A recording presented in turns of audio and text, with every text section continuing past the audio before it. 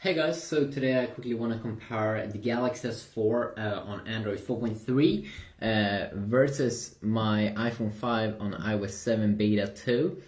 So if you scoot down here pretty quick, you can see latest version of Android here with the Google Chrome browser versus the voice memo here, iOS Beta 2. I've been going over it in separate reviews, of course, with the Safari update, which is this very nice update here in terms of its UI with the very clean top there, which is one reload button, and then also very clean down here at the bottom with this nice like cover flow tab system right now. One button here to go to reading list and bookmarks.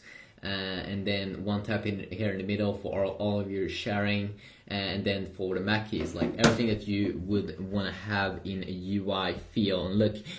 So we're gonna compare it here against the Google Chrome beta or Google Chrome browser here on Android.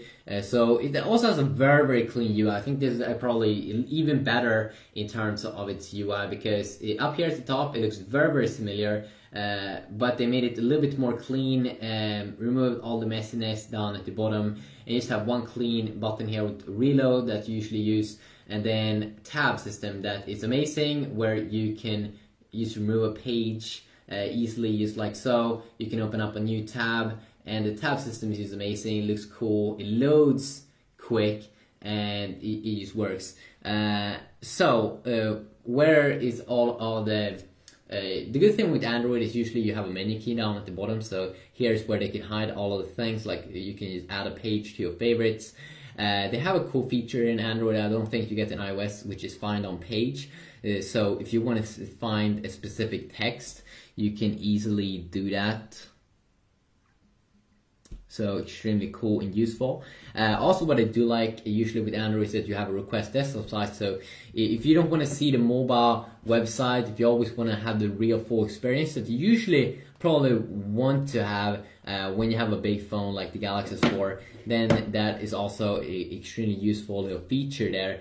And of course you can open up here the sharing opportunities if you want to share.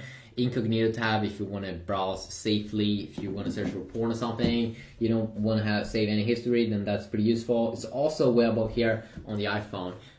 But in general, we will be getting about the same features on both devices, but that request desktop site is really something I do enjoy, and the tab system in Google Chrome browser. So if you now also check it out a little bit here, if we go let's see here, if we go up here at the top on the Verge website, down here we of course have to scroll down to go to the full site because we don't have a request desktop site here on my iPhone 5.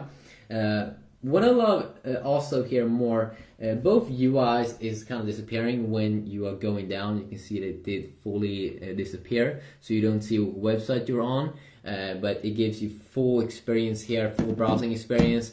Apple is almost also doing that, but they made a little clever thing at the top, is that you can still see what kind of website you're on, which is a small, very useful feature. I do think that you can still see what website you're on even if you scroll down.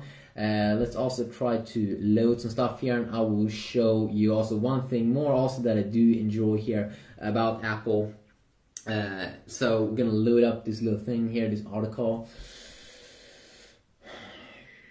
So this is something, a feature that I don't think Google Chrome browser has, but Apple has it in Safari, and also Samsung's default browser has this feature called like reading mode. So if you tap up here at the top, if you do want to read an article here on my iPhone 5, you just want to see the pictures and article, and you don't want to see all the other mess. You don't want to go around like this and read, then they have a very good thing here at the top. So when you tap on it, it instantly brings you into a very easy way to digest information by just including the pictures and trying to find the article that you are interested in.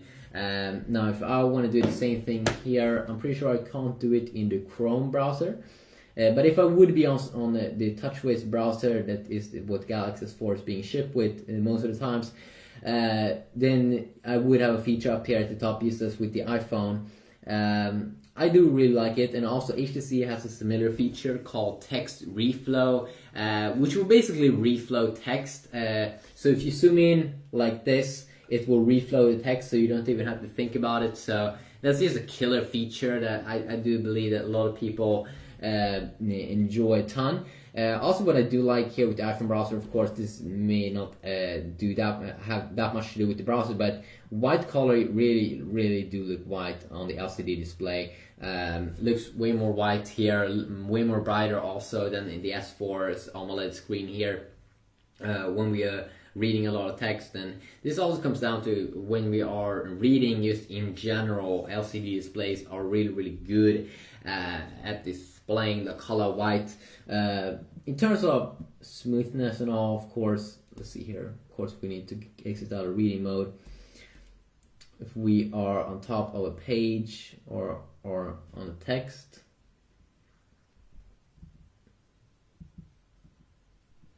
you can see that, of course, it automatically, when you double tap on both devices, it's trying to find the article that you want to read and do a quick little glance at that. Of course, also, you don't get those features that you usually get in S4, those cool features that you get with TouchWiz, like AirView, that you can hover a finger over the screen or scroll up and down with your hand. You can't do that with this GUI edition of the software here with Android 4.3. So that, of course, sucks a little bit, and making these two phones a little bit more similar in the feel. Also, something I do like more here with Android is that when we go up and down, you can just with one swipe almost go from the top to the bottom, while Apple have made it way harder to do that. You have to do a ton of swiping, and I don't really know if this is going to be a big deal for a lot of people, but because it'll be pretty interesting to know about that little thing. So let's continue on here. Let's just go back and let's see which one is loading up. So Apple's been doing a really good job at making the Safari browser fast in terms of its performance. So I'm connected to my Wi-Fi network at the moment, same Wi-Fi network. Let's go and tap on this.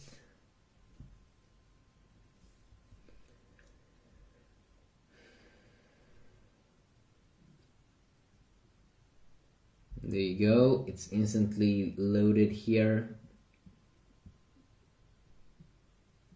It's a little bit choppy here when we have a lot of things going on, while the iPhone seems to be handling that a little bit better, actually. And also, let's just try to do a normal reload.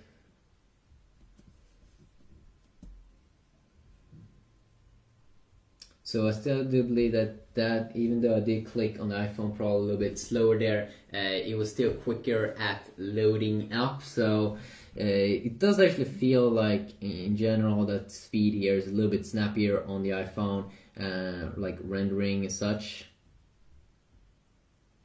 Let's go and try something new. BlackBerry 10 fails.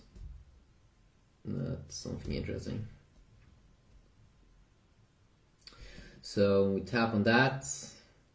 You can see it's already loaded up here on the iPhone. So I think all the times here when I've been loading something up, it's been a little bit snappier here on the iPhone every single time. So Apple is doing some great job there at optimizing their stuff.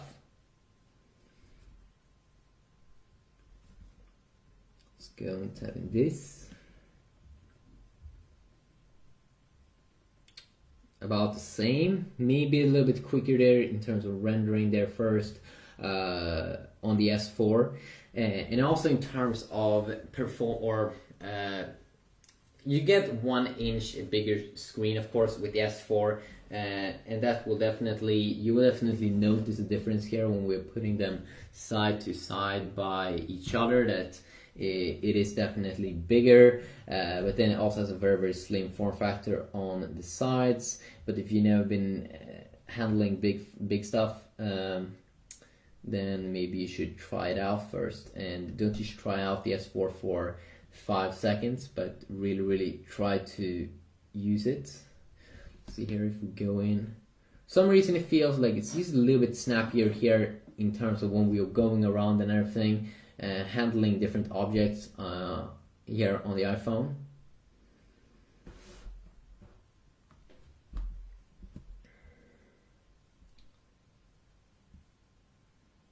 So we can see here, pure Android, something access for an HTC One Play Editions review. You can get that on the HTC One now as well, which is pretty nice. So see here, you did see it when I was tapping here, it didn't go into any specific features or place. There we go, now they went there. We can check out the colors here also. The iPhone 5 definitely has better color accuracy than earlier iPhones, which is making this battle very hard to decide which one that is the winner. But I think I have to do a separate video about that, because the display, there's just so many things to go over, different environments, and like in reading the iPhone, but with a lot of colors, the AMOLED screen will probably be the winner there. So quickly look here, just if you did enjoy this video, please leave a like, and hopefully I will see you all in the next one. Yeah, peace out, bye bye.